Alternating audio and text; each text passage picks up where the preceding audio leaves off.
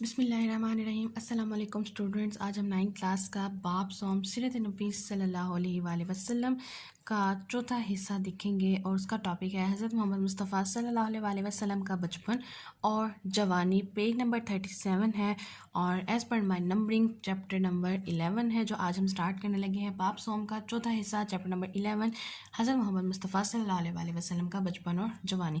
تو دیکھتے ہیں اسٹوڈنٹس، آج ہم اپنا اگلا سبق پیج نمبر 37 پہ ہے، اور وہ اسی طریقہ کار سے ہم لوگ اپنا جو ہے یہ سبق بھی پڑھیں گے۔ پہلے اس کی ریڈنگ کریں گے، اس میں کچھ انپورٹنٹ پوائنٹس کو انڈر لائن کریں گے ایم سی کیوز کے لیے، شارٹ کوسچنس کے لیے، اور لاسٹ میں پھر ہم موو کریں گے اپنی مشق کی طرف، جس میں ہمارے پاس 3 چیزیں ہوتی ہیں: ایم سی کیو، شارٹ آنسرز اور لانگ کوسچن۔ تو چلے اسٹارٹ کرتے ہیں اپنا آج کا سبق۔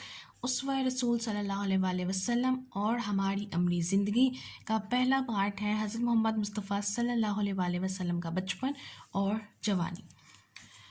حضرت محمد رسول صلی اللہ علیہ وآلہ وسلم کی ولادت باسعادت 12 ربیع الاول بروز پیر بمطابق 22 اپریل 571 عیسوی کو ہوئی۔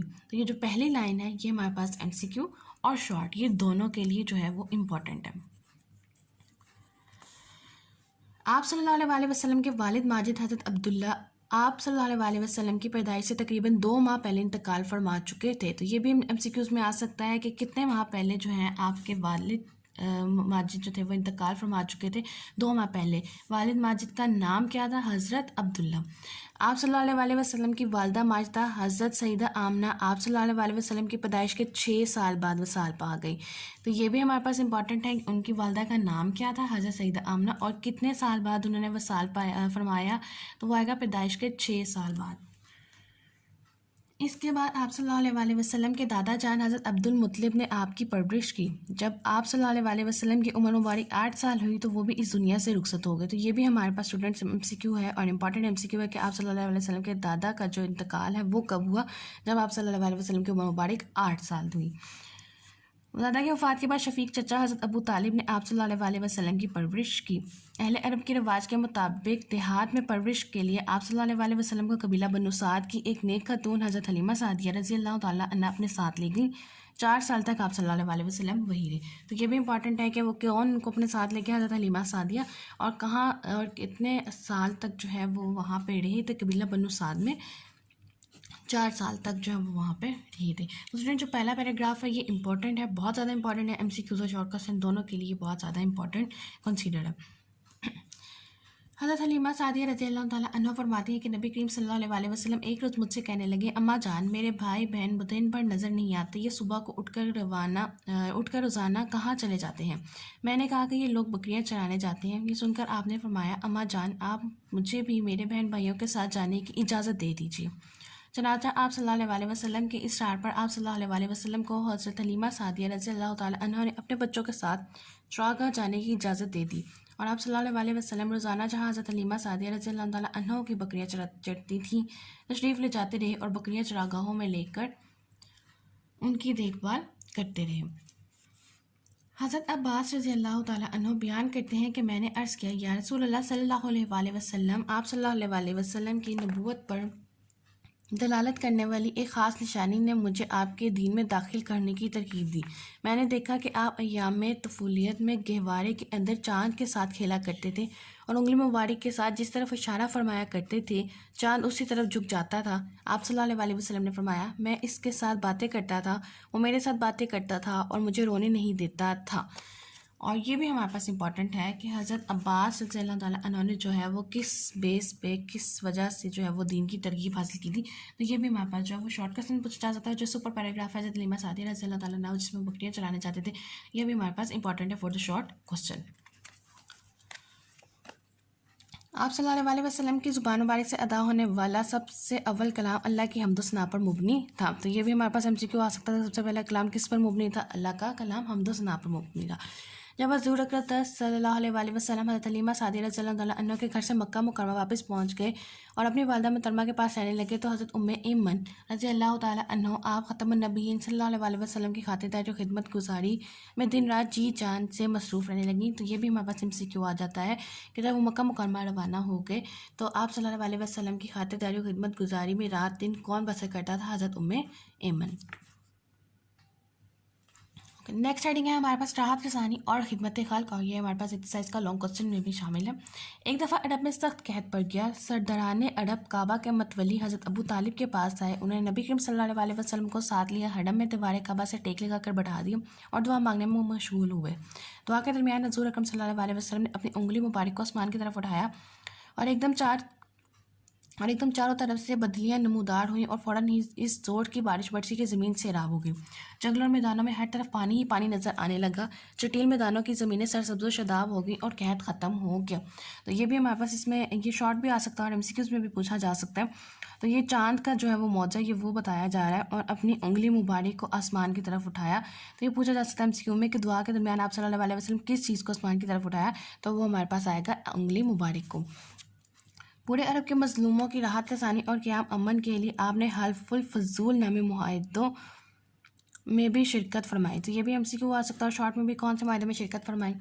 इस माहदे के शुरका ने यह तय किया कि मुल्क से बदअमनी को दूर करेंगे, मजलूमों मुसाफिरों गरीबों की हिफाजत और मदद करेंगे, किसी जालिम या आसिफ को मक्का में नहीं रहने देंगे। इस माहदे से आप सल्लल्लाहु अलैहि वसल्लम को इतनी खुशी हुई कि आप सल्लल्लाहु अलैहि वसल्लम ने फरमाया, अगर इस मुआहदे के बदले में मुझे कोई सुर्ख ऊँट भी देता तो मुझे इतनी खुशी ना होती। एक दफ़ा एक औरत ने आप सल्लल्लाहु अलैहि वसल्लम को अपनी मदद के लिए पुकारा तो आप सल्लल्लाहु अलैहि वसल्लम ने इसकी दादरसी फरमाई। तो ये भी हमारे पास वैसे तो पार्ट ऑफ लॉन्ग क्वेश्चन है, लेकिन as a separate short question ये दोनों पैराग्राफ हमसे पूछे जा सकते हैं, मुआहदा हल्फुल फजूल और यहाँ पे हमारे पास जो है वो चाँद के बारे में जो कहत है और उसके बाद आप सल्लल्लाहु अलैहि वसल्लम ने चाँद की तरफ इशारा किया और बारिश बरसी और ज़मीनें सैराब होगी। ये दोनों मौजूद भी हमसे पूछे जा सकते हैं। अगली हेडिंग है इफ़्फ़त व हया। नबी करीम सल्लल्लाहु अलैहि वसल्लम हया का पेकर थे। आपकी इफ़्फ़त व हया के हवाले से रवायत है कि आप सल्लल्लाहु अलैहि वसल्लम पर्दादार कमवाड़ी लड़की से भी ज़्यादा हया वाले थे। ये सही बुखारी की हदीस नंबर 3562 है। इस ज़माने में घरों और ये भी पूछा, अब ये हदीस भी हमारे पास एक सेपरेट शॉर्ट क्रिएट की जा सकती है हया के हवाले से। इस ज़माने में घरों में बाकायदा तहारत खानों का रवाज नहीं था। क़ज़ाए हाजत के लिए आप सल्लल्लाहु अलैहि वसल्लम आबादी से दूर दराज तक निकल जाते। ज़्यादा जाबिर बिन अब्दुल्ला रज़ियल्लाहु तआला अन्हु बयान करते हैं कि आप सल्लल्लाहु अलैहि वसल्लम आबादी से बहुत दूर चले जाते, यहाँ तक कि कोई आप सल्लल्लाहु अलैहि वसल्लम को देख नहीं सकता था। इस सनद अबी दाऊद की हदीस नंबर 2 है। ओके, नेक्स्ट हेडिंग है पेज नंबर 39 पे हमारी बहन भाई और दोस्तों से हुस्ने सलूक। आप सल्लल्लाहु अलैहि वसल्लम के सके बहन भाई नहीं थे। आप सल्लल्लाहु अलैहि वसल्लम की रज़ाई बहन हज़रत शीमा नबी करीम सल्लल्लाहु अलैहि वसल्लम को गोद में खिलाया करती थी और पंगूड़े में लोरियाँ देती थी। तो रज़ाई बहन का नाम भी हमारे पास हमसे कुछ और पूछा जा सकता है, वो क्या होगा? हज़रत शीमा। ग़ज़वा हुनैन में हज़रत शीमा कैदियों में शामिल थी। उन्होंने नबी करीम सल्लल्लाहु अलैहि वसल्लम को अपना तारुफ करवाया तो आप सल्लल्लाहु अलैहि वसल्लम ने बड़ी इज़्ज़त अफ़ज़ाई फरमाई, चादर बिछाई, एहतराम से बैठाया और अरशाद फरमाया, मांगो तुम्हें दिया जाएगा, कैदियों की सिफारिश करो, उन्हें तुम्हारी वजह से अमान दी जाएगी। फिर इनकी सिफारिश पर आप सल्लल्लाहु अलैहि वसल्लम ने तमाम कैदियों को आज़ाद कर दिया। सैयदना अमीर हमज़ा। अब पहला जो हमारे पास पैराग्राफ है वो हज़रत शीमा नबी करीम सल्लल्लाहु अलैहि वसल्लम की जो रज़ाई बहन है उनके बारे में है, और जहाँ से हमारे पास सैयदना अमीर हमज़ा रज़ियल्लाहु तआला अन्हु के बारे में स्टार्ट हो रहा है, जो कि आप सल्लल्लाहु अलैहि वसल्लम के चचा और इनसे दोहरे रिश्ते जो है वो मुंसलिक है। तो चलिए देख लेते हैं। हज़रत अमीर हमज़ा रज़ियल्लाहु तआला अन्हु आप सल्लल्लाहु अलैहि वसल्लम के चचा हैं। सैयदना अमीर हमज़ा नबी करीम सल्लल्लाहु अलैहि वसल्लम के रज़ाई भाई भी हैं। तो दोहरा रिश्ता कैसे हुआ? चचा भी हैं और रज़ाई भाई भी थे। नबी करीम सल्लल्लाहु अलैहि वसल्लम इस दोहरे रिश्ते की वजह से हज़रत हमज़ा रज़ियल्लाहु तआला अन्हु के लिए बहुत शफ़क़त और मोहब्बत के जज्बात रखते थे। हमेशा उसने सलूक से पेश आते थे। ग़ज़वा उहद में इनकी शहादत पर आप सल्लल्लाहु अलैहि वसल्लम बहुत गमगीन हुए और बाद ऐसा कसरत से इनकी कब्र पर जाया करते थे। स्टूडेंट्स, ये भी हमारे पास MCQ में दिया जा सकता है कि हज़रत हमज़ा रज़ियल्लाहु तआला अन्हु जो है वो किस ग़ज़वा में शहीद हुए थे, तो वो हमारे पास आएगी ग़ज़वा उहद। ऐलान नबूवत से पहले आप सल्लल्लाहु अलैहि वसल्लम के दोस्तों में हज़रत अबू बकर सिद्दीक़ रज़ियल्लाहु तआला अन्हु, हज़रत हकीम बिन हिज़ाम और हज़रत ज़माद बिन सौलबा रज़ियल्लाहु तआला अन्हु सरफ़हरिस्त हैं। और आप सल्लल्लाहु अलैहि वसल्लम के दोस्तों की अगर फहरिस्त पूछी जाएगी तो उसमें हमारे पास ये यहाँ से लेके ऐलान नबूवत से लेके ऐलान नबूवत से पहले वाली अगर दोस्त की फहरिस्त पूछी जाएगी तो उसमें हम लोग ये लिखेंगे 3 नाम। तो ये तमाम अहबाब नहायत ही बुलंद अखलाक और बावकार लोग थे।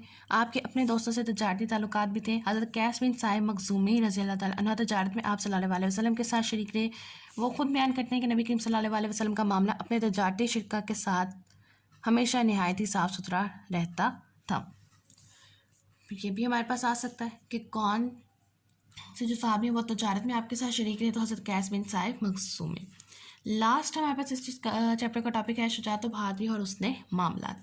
नबी करीम सल्लल्लाहु अलैहि वसल्लम के मुबारक जिनकी शुजाअत व बहादुरी और हुस्न मामला का पेकर है। آپ صلی اللہ علیہ وسلم کے اوصاف جمیلہ کے اولین گواہ صحابہ کرام رضی اللہ تعالیٰ عنہ ہیں۔ غزوہ حنین میں جب اسلامی لشکر دشمنوں کے نرغے میں آ گیا تو اس وقت بھی نبی کریم صلی اللہ علیہ وسلم پریشان نہیں ہوئے۔ آپ صلی اللہ علیہ وسلم پر گھبراہٹ کے بالکل آثار نہ تھے۔ آپ صلی اللہ علیہ وسلم پوری استقامت کے ساتھ دشمن کے مقابلے میں کھڑے یہ فرما رہے تھے، میں نبی برحق ہوں، اس میں کوئی جھوٹ نہیں، میں عبد المطلب جیسے سردار کا بیٹا ہوں۔ حضرت جابر ابن عازب رضی اللہ تعالیٰ عنہ بیان کرتے ہیں کہ غزوہ حنین کے دن نبی کریم صلی اللہ علیہ وسلم سے زیادہ مضبوط کوئی نہیں دیکھا گیا۔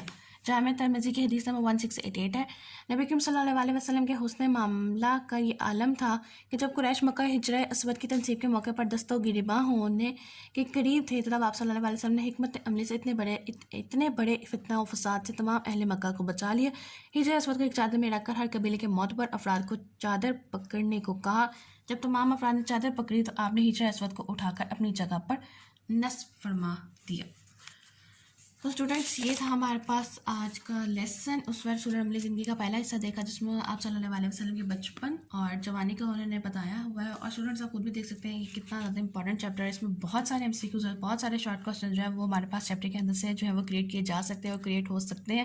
تو اسٹوڈنٹس یہ میرے حساب سے بہت زیادہ امپورٹنٹ چیپٹر ہے، اس پہ آپ لوگ بہت جو ہے وہ فوکس کے ساتھ اس کی تیاری کیجیے گا، اور اس کے اگر ہم پہلا پیراگراف ہی دیکھ لیں تو اس میں ہمارے پاس بہت زیادہ امپورٹنٹ چیزیں اس میں انکلوڈ ہیں، اور آگے بھی ہمارے پاس کافی زیادہ امپورٹنٹ چیزیں اس میں انکلوڈ ہیں، کافی ساری حدیثیں ہیں، کافی سارے واقعات ہیں، اور 2 موضوع بھی اس میں بیان کیے گئے ہیں۔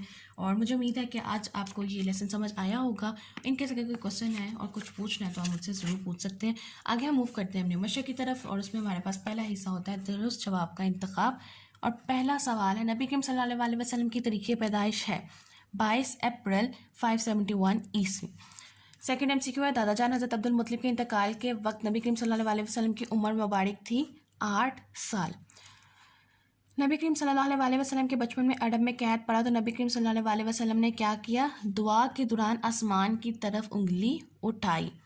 چوتھا سوال ہے، جس معاہدے میں حضور اکرم صلی اللہ علیہ وسلم نے سرخ اونٹوں سے زیادہ محبوب قرار دیا؟ حلف الفضول۔ حضور اکرم صلی اللہ علیہ وسلم کے رضائی بہن کا اسم گرامی حضرت شیمہ رضی اللہ تعالیٰ عنہ۔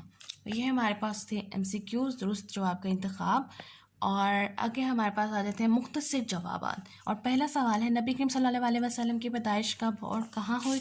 اور اس کا جواب ہے ہمارے پاس پیج نمبر 37 پہ پہلے پیراگراف کی فرسٹ لائن ہے کہ 12 ربیع الاول بروز پیریڈ کے مطابق 22 اپریل 571 عیسوی کو ہوئی۔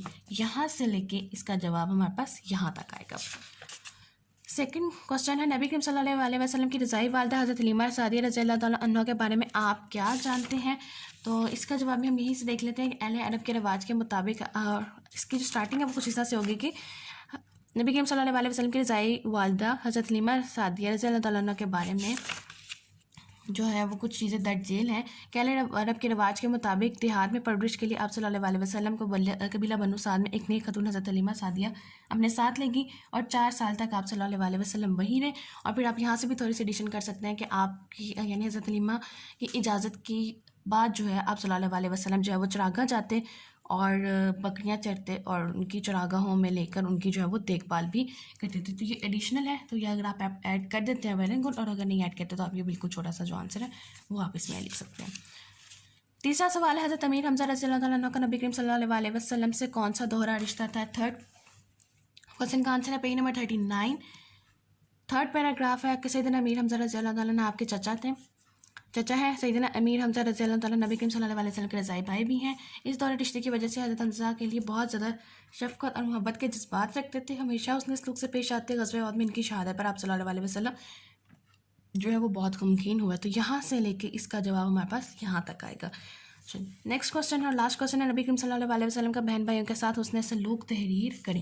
یہ کچھ ہم اپنے الفاظ میں اس کا جواب لکھیں گے کہ آپ صلی اللہ علیہ وسلم بہت ہی حسن سلوک کے ساتھ جو ہے اپنے بہن بھائیوں کے ساتھ جو ہے وہ پیش آتے تھے۔ آپ کے اپنے سکے بہن بھائی نہیں تھے۔ حضرت شیمہ آپ رضی اللہ تعالیٰ عنہ آپ صلی اللہ علیہ وسلم کی جو ہے وہ رضائی بہن تھی، اور وہ آپ کو گود میں کھلایا کرتی تھی اور پنگور میں لوڑیاں دیا کرتی تھی، اور آپ صلی اللہ علیہ وسلم کا یعنی حسن سلوک اس قدر تھا حضرت شیمہ رضی اللہ تعالیٰ کے ساتھ کہ آپ صلی اللہ علیہ وسلم نے غزوہ حنین میں جب انہیں قیدیوں میں شامل دیکھا تو انہیں کہا کہ تم جو ہے وہ قیدیوں کی سفارش کرو اور تمہاری وجہ سے انہیں امان دیا جائے گا۔ اس کے علاوہ جو آپ کی رضائی भाई हैं सैयदना अमीर हमज़ा, जो कि दोहरा रिश्ता मुंसलिक है उनसे। आपके चाचा भी हैं और उनसे भी इतना ज़्यादा मोहब्बत और उससे सलूक रखते थे कि ग़ज़वे अहद में जब उनकी शहादत हुई तो वो बहुत ज़्यादा गमगीन हुए, और फिर उसके बाद जब वो कसरत से उनकी कब्र पर जाया करते थे। तो ये बिल्कुल शॉर्ट सा करके आप अपने अल्फाज में इसका जवाब लिखेंगे। लास्ट हमारे पास आ जाता है तफसीली जवाब, और ये तफसीली जवाब है नबी करीम सल्लल्लाहु अलैहि वसल्लम की सीरत की रोशनी में दूसरों की राहत रसानी और खिदमत खल्क पर नोट लिखना है आपने। और इसका आंसर है हमारे पास पेज नंबर 38, और हमारे पास ये हेडिंग लिखी हुई है राहत रसानी और खिदमत खल्क, और यहाँ से स्टार्ट करेंगे और यहाँ तक हमारे पास इसका जो है वो आंसर आएगा। और जैसे मैं हमेशा कहती हूँ कि बिल्कुल टू द पॉइंट आंसर लिखने से बेहतर है कि थोड़ा सा तारुफ लाजमी दें, और इसमें तारुफ आप सल्लल्लाहु अलैहि वसल्लम की ज़िंदगी का दे सकते हैं, उनकी जो है वो बचपन का तारुफ हमारे पास आएगा।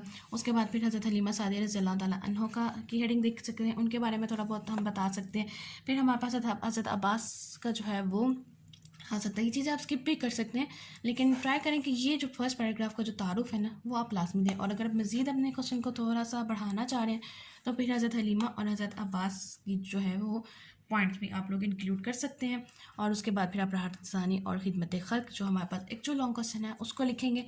और लास्ट पे हमेशा मैं कहती हूँ कि तारुफ के बाद आपने हासिल कलाम लिखना है।